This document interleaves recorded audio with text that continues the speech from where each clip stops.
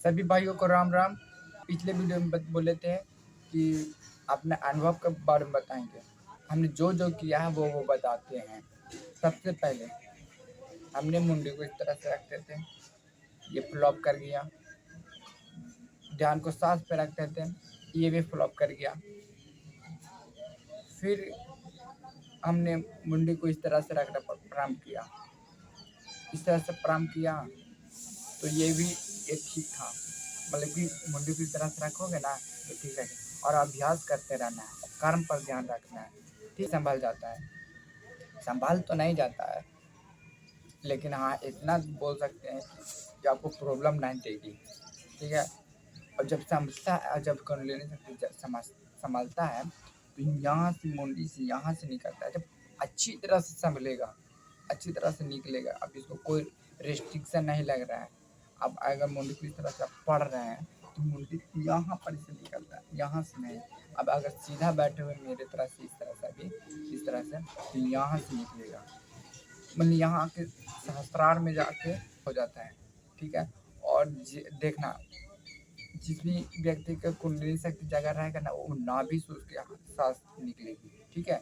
अच्छी तरह से जग गया है तो देखना कि आप इस तरह से मुंडी को रखिएगा ना तो नाभि के नीचे से निकलेगी आपकी सांस, ठीक है। अवेकिंग होगी।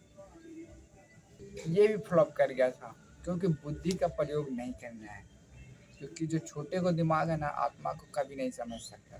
क्योंकि आप थोड़ा देरी के लिए हम मतलब कि करते हैं कि इस तरह से करो, लेकिन उसके बाद वही चीज़ हमें प्रॉब्लम दे देती है। इसलिए अब मन पूछता है मुझसे कि कैसे करें कैसे करें। कोई भी कार्य करते हुए मन तो पूछता ही रहता है कि कैसे करें। तुम्हारे बस की बात नहीं है, अभ्यास केवल करो, ठीक है। और जैसे अभ्यास करते हो वैसे ही कर्म भी करो। जिस तरह से जैसे मैं अभी ऐसे अभ्यास करते हैं इसी तरह से आपको कर्म पर भी ध्यान रखना है मुंडी को करके। और यह अगर आप रोज़ सुबह शाम रोज़ सुबह करते हैं ना मेडिटेशन तो आपको प्रॉब्लम नहीं देती है, ठीक है। और ये जो गला है, गला से नीचे ऊपरे आपको ध्यान रखना है। सांस पे ध्यान नहीं रखना है, न पेट में मतलब कि कहाँ जा रहा है सांस, ये भी ध्यान नहीं रखना है। आपको केवल और केवल अपने कर्म और अभ्यास पे ध्यान रखना है। और मुंडी को इस तरह से रखो। ये है ईड़ा नाड़ी। ये ईड़ा नाड़ी जो होती है वो कुंडलिनी से भी नीचे होती है। और ये है पिंगला नाड़ी। ये पिंगला नाड़ी जो होती है कुंडलिनी से थोड़ा सा ऊपर की तरह इसकी जुड़ाव होती है। और ये सबसे इम्पोर्टेंट नाड़ी होती है जो कि सुषुम्ना नाड़ी होती है। और ये सुषुम्ना नाड़ी के द्वारा ही हमारी जो कुंडलिनी होती है वो ऊपर की तरफ उठती है।